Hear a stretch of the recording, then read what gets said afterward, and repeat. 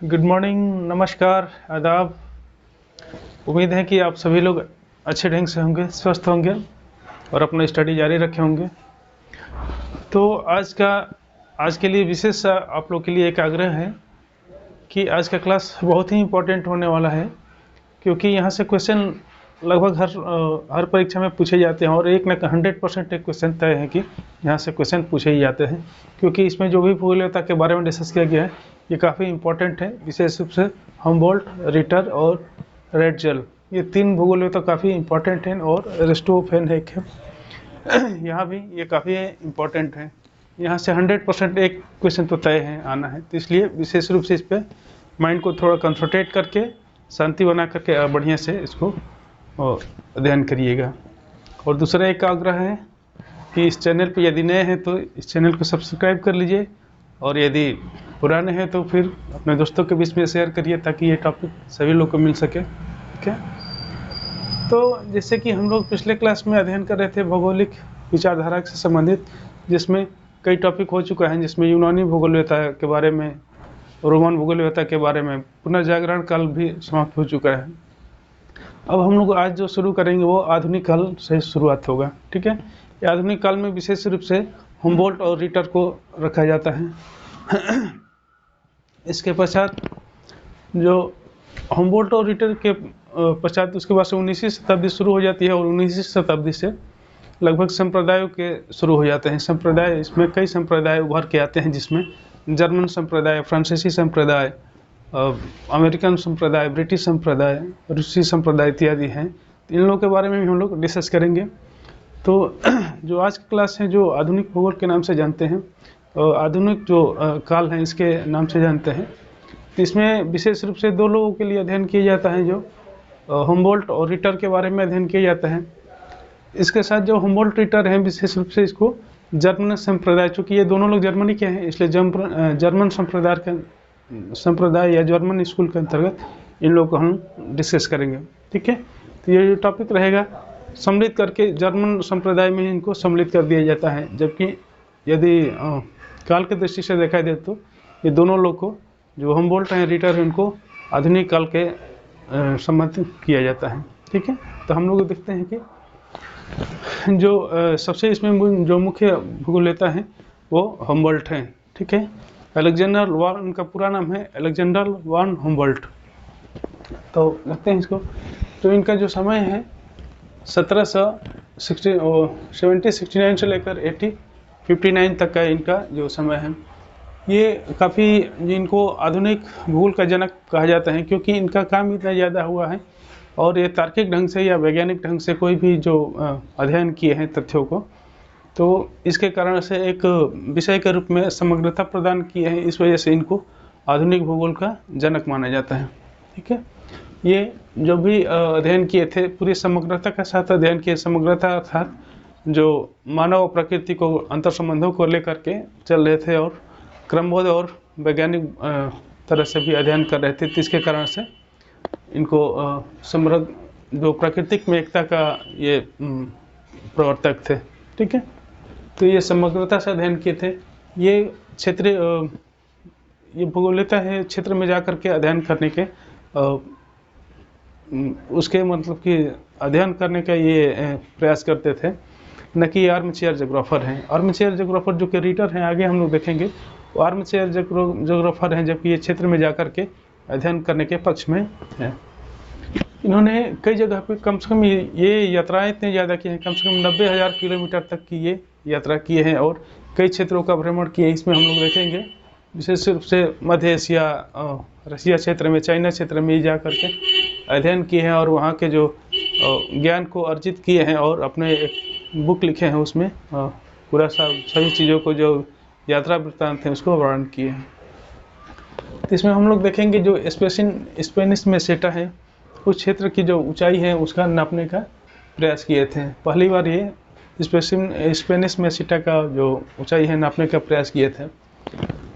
दूसरा है जो कालमापी का उपयोग, ये पहली बार कालमापी का उपयोग किए थे, या इसको क्रोनोमीटर का कहा जाता है। क्रोनोमीटर का उपयोग करके ये भूमि स्थान पे वो देशांतर रेखा खींचने का प्रयास किए हैं। ठीक है, धरातल या मतलब सतह के लिए पृथ्वी की सतह के लिए देशांतर रेखा खींचने का प्रयास किए हैं। ठीक है, काल में पर। इसके अतिरिक्त ये इनका जो भ्रमण क्षेत्र था, ये दक्षिणी अमेरिका गए थे, जिसमें वेनेजुएला का भी भ्रमण किए थे। इन्होंने जो वेलेंसिया झील है वहाँ का जो कराकस क्षेत्र है, वहाँ पे वेनेजुएला के क्षेत्र है कराकस, तो वहाँ पे जो वेलेंसिया झील है वो धीरे धीरे सिकुड़ रहा था। तो उसको कारण बताए हैं कि वन अपरोपण है या वनों के कटाव के कारण से जो झील है धीरे धीरे सिकुड़ती जा रही है। इसके अतिरिक्त जो बैरोमीटर की सहायता से ऊंचाई नापने का प्रयास किए थे। पहली बार ऐसा हुआ था कि बैरोमीटर के वजह से के कारण ऊंचाई नापने का प्रयास किए थे। इसके अतिरिक्त ये जो संताप रेखा है, वहाँ पे संताप रेखा भी खींचने का प्रयास किए थे, जिसमें साइबेरिया के क्षेत्रों का अध्ययन कर रहे थे। तो वहाँ पे भी इस तापमान आइसोथर्मल लाइन का नाम पहली बार इन्होंने ही दिया था, दोनों नाम। ठीक है, समताप रेखा और परमाफ्रॉस्ट, इन शब्द का प्रयोग पहली बार इन्होंने ही किया था। परमाफ्रॉस्ट की देखिए हम लोग जानेंगे कि एक हिम का क्षेत्र होता है, जैसे हम लोग आने वाले चैप्टर में पढ़ेंगे पेरी ग्लेशियर पढ़ेंगे, उसी में परमाफ्रॉस्ट होता है। तो उसका शब्द का नाम इन्होंने ही दिए थे। साइबेरिया जो क्षेत्र का अध्ययन करने के दौरान ही इस शब्द का यूज किए थे, तापमान रेखा और परमाफ्रॉस्ट दोनों का। इसके साथ साथ इनका जो वनस्पत में बहुत ज़्यादा योगदान है, वनस्पत शास्त्र के लिए बहुत ज़्यादा कार्य किए हैं, जिसमें तापमान और वनस्पत के बीच में या वर्षा के बीच में भी संबंध का जोड़े हैं। ठीक है, वो जैसे बताए हैं कि किस क्षेत्र में वर्षा ज़्यादा होता है तो किस प्रकार के वनस्पतियाँ पाई जाएंगी। ठीक है, इसके बारे में पहली बार इन्होंने ही बताया था, इसीलिए इनको जलवायु विज्ञान का भी पिता कहा जाता है। ठीक है, तो इसमें वनस्पत विज्ञान, भूआकृति विज्ञान और जलवायु विज्ञान को ये वैज्ञानिक तरह से इन्होंने अध्ययन किया था। इसी वजह से ये दोनों विषय का, वनस्पति विज्ञान और जलवायु विज्ञान का, इनको पिता भी कहा जाता है। ठीक है, तो इसको भी ध्यान रखिए, ये काफ़ी इंपॉर्टेंट है, यहाँ से क्वेश्चन आते हैं। ये दोनों जैसे कि बताया कि हुम्बोल्ट और रिटर दोनों लोग के जो विद्वान है काफ़ी इम्पोर्टेंट है। जो अगला इनका जो था, ये सामान्य भूगोल को भौतिक भूगोल कहे थे। ठीक है, सामान्य भूगोल का ही इन्होंने भौतिक भूगोल कहे थे। ये 7 प्रकार का संकल्पना का विकसित किया था, उसको हम लोग आगे देखेंगे। इसके अतिरिक्त जो प्रादेशिक और क्रमबद्ध भूगोल में ये भेद नहीं किए थे, अर्थात जो अभी से चला आ रहा था वेरेनियस के समय से द्वैतवाद, जो कि प्रादेशिक और क्रमबद्ध भूगोल में, तो इन्होंने उसको कम किया। वो द्वैतवाद मानते थे वेरेनियस, जबकि हुम्बोल्ट ने उन दोनों के बीच में भेद नहीं माना, जबकि दोनों को एक दूसरे के पूरक मान करके चला कि दोनों के अध्ययन होना चाहिए। लेकिन इन्होंने क्रमबद्ध भूगोल पे थोड़ा ज़्यादा बल दिया, दोनों को एक माना लेकिन क्रमबद्ध पे थोड़ा सा ज़्यादा बल दिया। ठीक है, तो दोनों भेद नहीं किया। इन्होंने कॉस्मोग्राफी शब्द का प्रयोग किया था। ठीक है, कॉस्मोग्राफी मतलब कि ब्रह्मांड विज्ञान, इस शब्द का प्रयोग किया था। और इसको ये 2 खंडों में विभाजित किए थे। 2 खंड मतलब कि जो पहला खंड था ज्योग्राफी के नाम से था, और दूसरा था अर्नोग्राफी। ठीक है, यानी कि ज्योग्राफी और दूसरा अर्नोग्राफी। जो ज्योग्राफी था वो पृथ्वी के वर्णन से संबंधित था, और जो अर्नोग्राफी था वो खगोल विज्ञान से संबंधित ये विचारधारा इनका था। ठीक है, तो इसको खगोल विज्ञान को इन्होंने अर्नोग्राफी की संज्ञा दिए है। इनको जो अध्ययन विधियाँ हम लोग देखेंगे, अध्ययन विधियाँ थी आगमनात्मक था, अनुभाविक था, क्रमबद्ध था और तुलनात्मक था, और मानचित्र कला से संबंधित था। अर्थात इन्हीं विधियों का यूज करके जितने भी भौगोलिक ज्ञान अर्जित करते थे या प्रेक्षण करते थे, तो इन विधियों का समावेश करते थे। ठीक है, आगमनात्मक विधि, अनुभाविक, क्रमबद्ध विधि और तुलनात्मक विधि, 2 क्षेत्रों का तुलना करके, 2 क्षेत्रों प्रदेशों में जो विशेषताएं होती है उसको तुलना करके भी अध्ययन करते थे। इसके साथ साथ जो मानचित्र का भी यूज करते थे। ठीक है, तो इन्होंने जलवायु विज्ञान शब्द का पहली बार इन्होंने प्रयोग किया था, इसको भी ध्यान रखना है। जलवायु विज्ञान का पहली बार इन्होंने ही शब्द का प्रयोग किया था, इसी वजह से इनको जलवायु विज्ञान का पिता भी कहा जाता है। दूसरा था, ये वायुदाब का भी अध्ययन किए थे। ठीक है, ये तापमान और वायुदाब में भी संबंध बताए थे, और कि ये भी बताए थे कि जो अपने यात्रा के दौरान भी देखे थे कि जो पर्वत के ऊपर जाने पे, जैसे कई पर्वतों पे इन्होंने चिमेरा जो पर्वत है या कोटापैक्सी है, वहाँ पे इन्होंने चढ़े थे तो वहाँ पे उसके उसके दाब में, वायु दाब में जो होने वाली कमी है उसको भी अंकित किए थे। और मानव के रहने के अनुकूल बताए थे कि वो जैसे जैसे ऊपर जाते हैं तो वायु दाब में ऑक्सीजन की कमी आने लगती है, इसलिए वायु के रहने मानव को वहाँ रहने के लिए अनुकूल नहीं है। ठीक है, तो पहली बार इन्होंने वायु दाब का जो अध्ययन किया था और बताया था कि पृथ्वी से धरातल के सतह से ऊपर जाने पर धीरे धीरे वायु दाब में कमी आने लगती है और ऑक्सीजन में भी कमी आने लगता है। ठीक, और है इसकी जो यात्राएं हैं विशेष रूप से वेनेजुएला में किए थे। एंडीज पर्वत जैसे कि बताया कि वहाँ कोटापैक्सी जो ज्वालामुखी पर्वत है वहाँ पे भी गए थे। मध्य अमेरिका में गए थे जिसमें मैक्सिको क्षेत्र है, यहाँ भी भ्रमण किए थे। फ्रांस इटली में भी गए थे। इसके अतिरिक्त साइबेरिया क्षेत्र में भी गए थे जो कि काफ़ी ठंडा प्रदेश है वहाँ पे। जैसे कि बताया कि वहाँ पे जो तापमान रेखाएं हैं उसको भी खींचने का प्रयास किए थे। ठीक है, तापमान रेखाएं। उसके अतिरिक्त ये पेरू जलधारा का वर्णन किए थे, जैसे दक्षिणी अमेरिका के पश्चिमी भाग में है, पश्चिमी भाग में है पेरू जलधारा। तो पेरू जलधारा का भी अध्ययन किए थे, इसी वजह से उस जलधारा का नाम हम्बोल्ट जलधारा भी कहा जाता है। ठीक है, ये भी इंपॉर्टेंट है, इसको याद रखिएगा। हम्बोल्ट जलधारा किसको कहते हैं तो पेरू जलधारा को ही कहते हैं। जो इनका बुक था वो 2 बुक विशेष रूप से लिखे थे। एक मध्य एशिया था। मध्य एशिया में वहाँ के जो उस क्षेत्र का, साइबेरिया क्षेत्र के विशेष रूप से है, उस क्षेत्र के जो खनिज संसाधनों के बारे में भी उस वहाँ का वर्णन किए थे। ठीक है, ये काफ़ी इंपॉर्टेंट बुक है मध्य एशिया। और दूसरा बुक एक है इनका कॉस्मॉस। ठीक है, दूसरा बुक है यहाँ पे एक कॉस्मॉस है। कॉस्मॉस बुक ये काफ़ी इंपॉर्टेंट बुक है। जितने ये क्षेत्र में भ्रमण किए थे या गए थे, घूमे थे, वहाँ का जो यात्रा वृत्तांत है या जितने भी जानकारियाँ इस बुक में लिखे थे। ठीक है, और एक इस बुक को लगभग 4 भागों में डिवीजन किए थे, 4 खंडों में डिवीजन किए थे, जिसमें जो पहला खंड था इसमें केवल ब्रह्मांड के बारे में डिजाइन बताए थे, पूरे ब्रह्मांड के बारे में समग्रता से इसको बताए थे। जबकि जो दूसरा खंड था प्राकृतिक विशेषताओं, विशेष रूप से पृथ्वी से संबंधित ये विशेषताओं को उसमें बताए थे, जिसमें विशेष रूप से भौतिक भूगोल से संबंधित बातें की गई थी। तीसरा खंड था, यह भी खगोल विज्ञान से संबंधित था। ठीक है, ग्रह नक्षत्रों के बारे में भी इसमें बात किया गया था। तीसरा था ये प्रादेशिक वर्णन किया था, इसमें प्रादेशिक वर्णन से संबंधित था या प्रादेशिक भूगोल से संबंधित था, जिसमें पूरा क्षेत्रों के भी वर्णन किया गया था। पृथ्वी के कई क्षेत्रों और प्रदेशों का वर्णन किया गया था और उसमें मानव को भी समाहित किया गया था। ठीक है, मानव के गतिविधियों से संबंधित भी उसमें बल दिया गया था।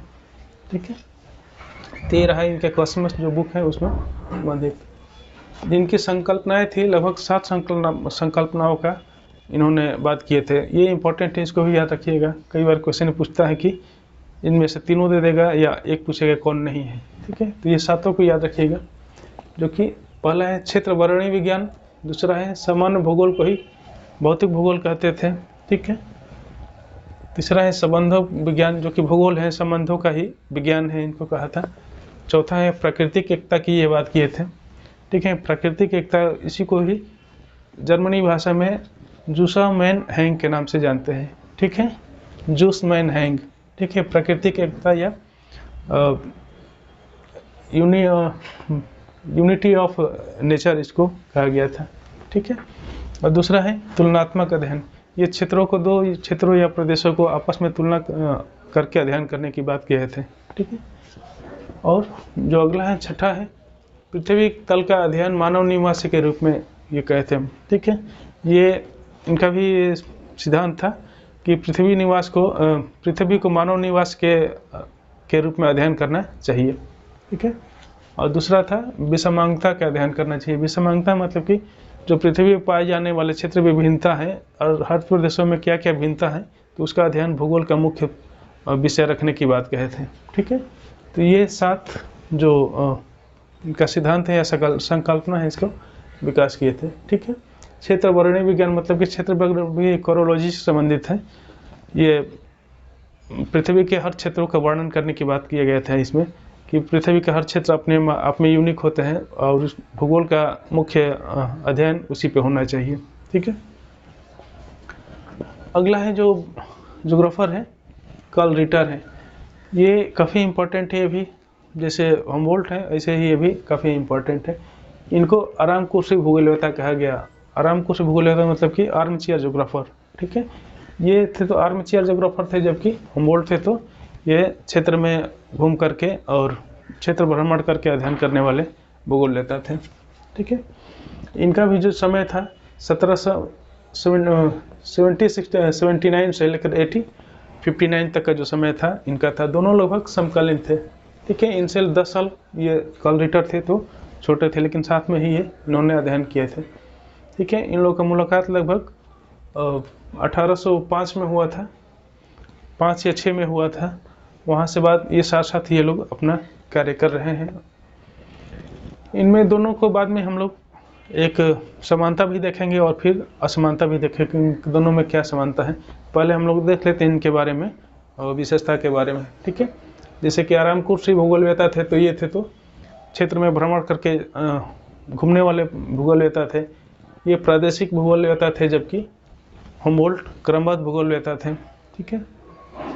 इसके अतिरिक्त ये उद्देश्यवादी उपागम से संबंधित थे। उद्देश्यवादी मतलब कि जो रिटर थे उद्देश्यवादी ये टेलियोलॉजिकल अप्रोच को अपनाते थे, अर्थात मतलब कि वो ईश्वर पर ज़्यादा विश्वास करते थे और मानते थे कि जो पृथ्वी की उत्पत्ति हुई है ईश्वर के द्वारा ही हुई है, जो कि मानव के कल्याण के लिए हुआ है, ठीक है। तो हर चीज़ में इनका उद्देश्यवादी अप्रोच जरूर ये लगाते थे। और ये प्रादेशिक अध्ययन से संबंधित है। प्रादेशिक मतलब जैसे क्रमबद्ध और प्रादेशिक जैसे हम लोग समझ रहे थे, तो प्रादेशिक भूगोलवेत्ता इनको कहा जाता है। इस पर थोड़ा ज़्यादा बल देते थे। इसके अतिरिक्त ये निगमनात्मक पद्धति अपनाए थे, ठीक है। जैसे कि हमबोल्ट ने आगमनात्मक पद्धति अपनाए थे, जबकि इन्होंने अपने अध्ययन में निगमनात्मक पद्धति को मानकर चल रहे थे या उसी के थ्रू अध्ययन कर रहे थे। इसके अतिरिक्त ये भी तुलनात्मक अध्ययन के पक्षधर थे समग्रता से, किंतु ये मानव के केंद्रित में। जैसे कि हमबोल्ट भी समग्रता से अध्ययन किए थे, यूनिटी ऑफ टेरिटरी जैसे था यहाँ पे प्रकृति की एकता में, वैसे भी समग्रता में ये भी अध्ययन करते थे। ये भी प्रकृति की एकता को मानते थे, लेकिन ये मानव केंद्रित थे, मानव को ज़्यादा पक्ष दे रहे थे, ठीक है। मानव के को अध्ययन में मानव को ज़्यादा भूमिका मान रहे थे, ठीक है। तो ये मानव केंद्रित थे, जबकि हमबोल्ट थे मानव केंद्रित नहीं थे, बल्कि दोनों को बराबर मानते थे, ठीक है। अगला है इनका जो बुक है, सबसे इम्पोर्टेंट बुक है, इनको ध्यान रखिएगा, अर्धकुंडे, ठीक है। अर्धकुंडे जो कि 19 खंड में लिखा गया था। अर्धकुंडे का मतलब कि हिंदी में अर्थ होता है पृथ्वी का वर्णन। इसको याद रखिएगा। ये अर्धकुंडे 19 खंड में लिखे थे, जिसको कई खंडों में विभाजित किए थे। इसमें अफ्रीका का, एशिया का और यूरोप का वर्णन किया गया था, ठीक है। ये तीनों का वर्णन इसमें अर्धकुंड में किया गया था। ये काफ़ी इंपॉर्टेंट बुक है, एक बार को यहाँ से क्वेश्चन आते हैं, याद रखिएगा। इसके अतिरिक्त ये प्रादेशिक भूगोल को लैंडर कुंडर के नाम से भी जानते थे, लैंडर कुंडे, ठीक है। प्रादेशिक भूगोल की जगह पे लैंडर कुंडे कहते थे।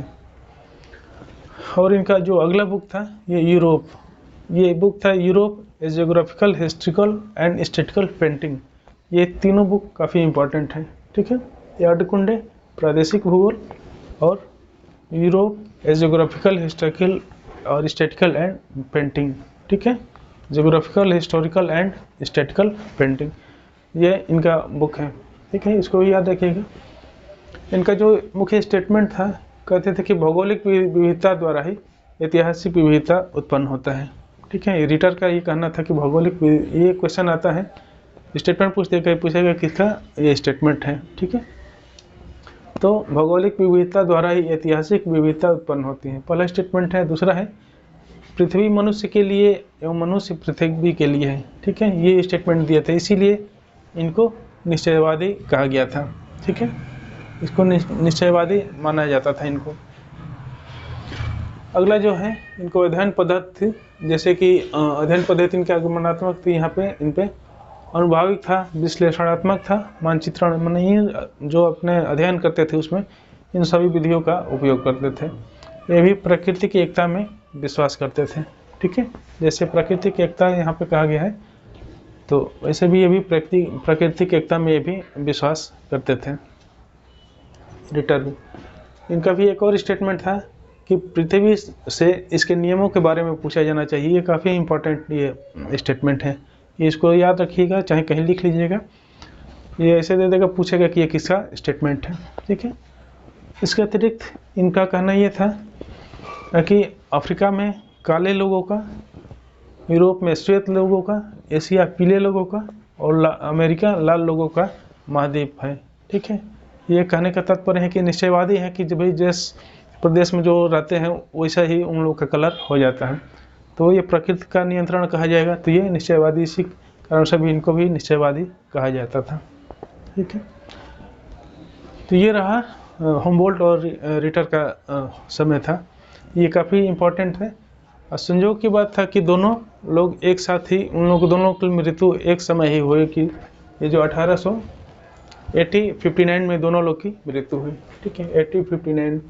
इसके पश्चात इन लोग की मृत्यु के पश्चात कुछ दिन तक भूगोल में कोई कार्य ज़्यादा नहीं हुआ, इसलिए उस काल को लगभग उसको कहा जाता है कि भूगोल का संकट काल कहा जाता है, ठीक है। इस काल को 1859 से लेकर 1871 तक, ठीक है, भूगोल में पहचान का संकट कहा जाता है या भूगोल के अस्तित्व का संकट कहा जाता है, ठीक है। भूगोल का एक, क्योंकि उस समय कई कारण था, अभी यहाँ पे ज़्यादा डिस्कस नहीं किया गया है। उसका कई कारण था कि जो भूगोल का जितने भी अध्ययन क्षेत्र हैं उसका अध्ययन कई अलग अलग विषयों में किया जा रहा था, इसलिए भूगोल एक विषय के रूप में नहीं पहचान बना पाया तो इस काल में, ठीक है। और कई कारण था इसमें, तो यहाँ पे जो हम लोग जानना इतना ही जरूरी है कि ये जो संकट काल था, भूगोल में संकट का काल, वो कब से कब था, तो ये याद रखिएगा, ठीक है। इसके बाद से आता है ऑस्कर पेस्टेल। ये जो हुम्बोल्ट और रिटर को आधुनिक काल के अंतर्गत रखते हैं, लेकिन यहाँ पे हम दोनों में समाहित कर दिए हैं। जो जर्मन संप्रदाय है उसी को लेकर के चल रहे हैं, चूँकि ये जर्मनिक है इसलिए जर्मन में ही समाहित कर दिया गया है, ठीक है। ये दोनों को, कार्ल रिटर और हुम्बोल्ट को, दोनों लोग को मिला करके जो आधुनिक भूगोल के पिता कहा जाता है, ठीक है, या जनक कहा जाता है दोनों लोग को, ठीक है, सम्मिलित रूप से। अब देखते हैं ऑस्कर पेस्टेल, ये भी भौतिक भूगोलवेता थे, ठीक है। ऑस्कर पेस्टेल ये भी जर्मनी के थे, सभी लोग जर्मनी के ही चल रहे हैं। इनका जो समय था 1826 से लेकर के 1875 तक था, ठीक है। ये भौतिक और मानव के बीच में द्वैतवाद को बढ़ावा दिए थे, ठीक है। भौतिक भूगोल और मानव भूगोल का अलग अलग विषय अध्ययन दो मत के रूप में था, तो इन्होंने बढ़ावा दिया था। इसके साथ साथ जो रिटर का उद्देश्यवादी अप्रोच था उसको आलोचना किए थे, ठीक है। ये नहीं मानते थे, जो उद्देश्यवादी उनका अप्रोच था रिटर का, को नहीं मानते थे। इसके साथ साथ इन्होंने फ्यूड तत्व की उत्पत्ति की व्याख्या किए थे, जैसे कि कहते हैं ये भौतिक भूगोल लेता था। इसके साथ साथ तुलनात्मक भूगोल पर ये बल देते थे, ठीक है, कि क्षेत्र को अलग अलग क्षेत्रों का तुलना करके अध्ययन करना चाहिए। इनका जो बुक था पेस्टेल का, ये फिजिके अर्डकुंडे है, ठीक है, फिजिक ए अर्डकुंडे, ये जर्मन भाषा में लिखी गई थी, फिजिक ए अर्डकुंडे। और दूसरा था रेसेज ऑफ माइंडकाइंड, ये दो बुक था, ये इंपॉर्टेंट था, देख लीजिए। अगला जो भूगोल लेता है गारलैंड है, ठीक है, गारलैंड है, जो कि 1833 से लेकर के 1919 के बीच में इनका समय था। ये पेस्टेल के शिष्य थे, ठीक है, ये पेस्टेल के शिष्य हैं और इन्होंने भी द्वैतवाद को बढ़ावा दिया था, मतलब भौतिक और मानव भूगोल के बीच में द्वैतवाद को बढ़ावा दिया था। इन्होंने भी हुम्बोल्ट और रिटर की दोनों लोगों की आलोचना किए थे, उनके जो कार्य था उनको आलोचना किया गया था। जो प्रकृति की एकता है इसका ही आलोचना किया गया था, ठीक है। इसके साथ साथ इनको जो बुक है कि भूगोल का इतिहास से एक बुक लिखे थे, ठीक है। तो ये इनको भी, गारलैंड का जो बुक है इनको भी याद रखिएगा। और विशेष रूप से ये भौतिक तत्वों को अधिक महत्व देते थे, ठीक है, जो कि इसमें अभी द्वैतवाद चल रहा था, मानव भूगोल और भौतिक भूगोल में, इन्होंने भौतिक भूगोल को अधिक महत्व देते थे, ठीक है। अब हम अगला जो इम्पोर्टेंट भूगोल लेता है फ्रेडरिक रैटजेल, ये काफ़ी इम्पोर्टेंट है, इनको याद रखिएगा। ये कभी जैसे हुम्बोल्ट और रिटर इम्पोर्टेंट है वैसे ही रैटजेल भी इम्पोर्टेंट है, ठीक है। इनको राजनीतिक भूगोल का जन्मदाता माना जाता है और भौतिक भूगोल के जन्मदाता भी माना जाता है, रैटजेल को ध्यान रखिएगा। ये इसीलिए काफ़ी प्रसिद्ध है, मानव भूगोल के लिए बुक भी लिखे हैं, इनको भी ध्यान रखें। ये डार्विन के सिद्धांत से, जो विकासवाद का सिद्धांत है, डार्विन का सिद्धांत इससे काफ़ी ज़्यादा प्रभावित थे। और जो यही कारण था कि जो जैविक राज्य के जो सिद्धांत दिए थे वो पूरी तरह से डार्विन से प्रभावित होकर के और उसमें व्याख्या किया गया था। अभी आगे हम लोग देखेंगे। तो डार्विन और लेवेंसराम एक बुक, लेवेंसराम वो बताए थे, एक शब्द यूज किए थे, उसका अर्थ होता है कि लिविंग स्टेज के था, ठीक है, मैंने रहने के लिए स्थान बा, लिविंग स्पेस कहा जाता है, लिविंग स्पेस उसको कहा जाता है लेवेंसराम को। ये जर्मन भाषा का शब्द है, रहने। तो इनका कहना ये था कि भूगोल का मुख्य उद्देश्य लेवेंसराम का अध्ययन होना चाहिए। लेवेंसराम मतलब कि जो निवास स्थान है, निवास स्थान उसका ही अध्ययन किया जाना चाहिए भूगोल के अंतर्गत, ठीक है। इनका ये जो बुक लिखे थे एंथ्रोपोजियोग्राफी, ये काफ़ी दो इम्पॉर्टेंट बुक हैं दोनों, एंथ्रोपोजियोग्राफी और राजनीतिक भूगोल, पॉलिटिकल ज्योग्राफी इसको बोलते हैं, ये दोनों लिखे थे, इसी से ये काफ़ी ये फेमस हुए थे। तो एंथ्रोपोजियोग्राफी एक उसका नृजाति उसके संदर्भ में माना जाता है कि ये जो बुक था इसी के संदर्भ में था, ठीक है। एंथ्रोपोजियोग्राफी जिसमें मानव भूगोल से भी संबंधित बातें की गई थी। मानव भूगोल ही एक तरह से कहा जाता है एंथ्रोपोजियोग्राफी को, जिसमें ज़्यादातर नृजातियों से संबंधित ही वर्णन किया गया है। इसके अतिरिक्त राजनीतिक भूगोल था, इसमें जैविक राज्य के सिद्धांत को वर्णन किया गया था। जैसे कि अभी बताया कि जो डार्विन के सिद्धांत से प्रभावित थी, कि जैसे बताया कि डार्विन जैसे जैसे विकासवाद जो सिद्धांत है उससे ये प्रभावित थे, और इसमें जैविक राज्य का सिद्धांत जैसे मानव का विकास होता है उस तरह से जैविक राज्य के बारे में बताए थे कि एक जीवित जीव के रूप में संज्ञा दिए थे राज्य को भी, ठीक है। जैसे मानव का विकास होता है धीरे धीरे मेच्योर स्टेज से लेकर के वृद्धावस्था होता है, फिर पुनः मर जाता है, उसी तरह जैविक राज्य भी होता है, ठीक है। तो उसमें भी जैविक राज्य के सिद्धांत को इसी बुक में दिया था, राजनीतिक भूगोल के किताब में, ठीक है। और तीसरी जो किताब था वोल्कर कुंडे था, ठीक है। वोल्कर कुंडे एक भी, ये तीनों किताबें इंपॉर्टेंट है।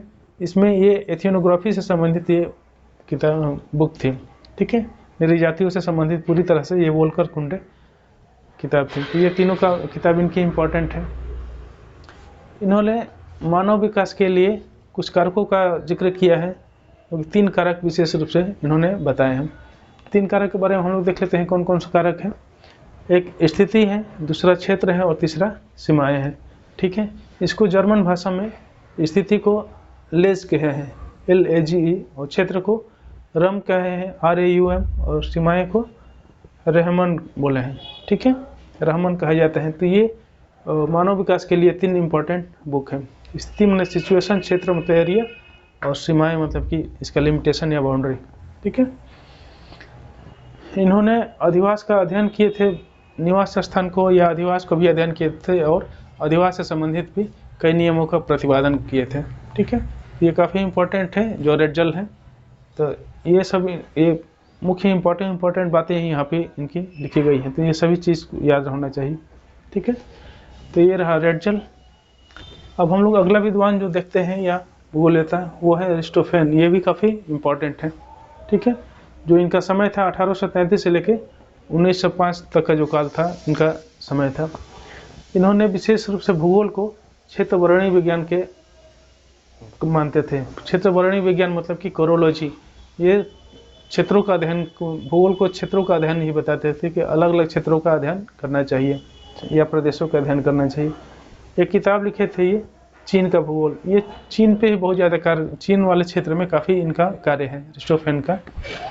तो चीन का भूगोल नामक एक किताब लिखे हैं। इसी किताब में ये बताया है कि जो क्षेत्र होता है कई तरह का क्षेत्र होता है, बड़ा होता है, उससे छोटा होता है, उससे छोटा होता है, इसको अलग अलग नाम दिए हैं। जैसे कि यहाँ पे दिए हैं प्रदेश के हैं, ठीक है, एर्डटेल है, लार्डेर है, लैंडशाफ्टेन है और ऑरेलेंस कैप्टन है, ठीक है। तो इसको कहा जाता है जो एर्डटेल ये प्रदेश है सबसे बड़ा क्षेत्र होता है, मतलब पूरे विश्व स्तर पर महाद्वीप जैसे कहा जाता है। उसके बाद से जो एर्डटेल होता है वो कंट्री के लिए किया गया है। उसके बाद से जो लैंडशाफ्टेन है वो प्रदेश के लिए संज्ञा दिया गया है, ठीक है। ये क्रम दिया गया है, जो सबसे बड़ा है बड़ा से छोटा होते गया है क्रमशः। और ऑरेलेंस कैप्टन है, ये किसी बस्ती के लिए या छोटे जो स्थानीय जो जगह है उसके लिए ये कहा गया है। तो ये भी इम्पोर्टेंट है कि ये जो प्रदेश हैं उसको कई स्तर पर विभाजित किए हैं। इसके अतिरिक्त ये जो समग्रता की आलोचना ये भी की है अरिस्टोफेन भी, कि किसी भी चीज़ का समग्रता से अध्ययन नहीं किया जा सकता है, क्योंकि हर चीज़ अलग अलग होती है। ठीक है, हर चीज़ सबकी विशेषताएं अलग अलग होती हैं, तो कैसे समग्रता से अध्ययन किया जा सकता है। तो समग्रता से अध्ययन के लिए इन्होंने आलोचना की है। इन्होंने फ्योर्ड तट और रिया तट में अंतर स्थापित किया है। फ्योर्ड तट मतलब कि जैसे कि हम लोग भौतिक भूगोल में पढ़े हैं कि फ्योर्ड तट जैसे कि बनता है, और रिया तट दोनों और नदियों के कारण से भी बनता है। और फ्योर्ड तट जैसे कि हम भौतिक भूगोल में देखेंगे हम लोग, उसको माना जाता है कि हिमालय ग्लेशियर के नीचे धंसने की वजह से बना है। ये दोनों तटों में ये डिफरेंट किए हैं। ठीक है, रिया तट में इसमें। और ये चीन के लोएस जो मैदान है उसका वर्णन किया कि लोएस की उत्पत्ति कैसी होती है। ठीक है, तो वहाँ के लिए इम्पोर्टेंट है। चीन से भी संबंधित ज़्यादा कार्य है, तो नहीं कुछ समझ में आ रहा है तो अरिस्टोफेन टिक लगा देंगे तो सही हो जाएगा। ठीक है, यदि नहीं कुछ समझ में आ रहा तो अन्यथा यदि अच्छे ढंग से याद है तो बात अलग है। इसके बाद से इन्होंने सामान्य और प्रादेशिक भूगोल में अंतर स्पष्ट किया था, जो कि अभी द्वैतवाद चल रहा था, तो इन्होंने दोनों को अलग अलग बताते हुए दोनों में अंतर स्पष्ट किए हैं। ठीक है, अरिस्टोफेन।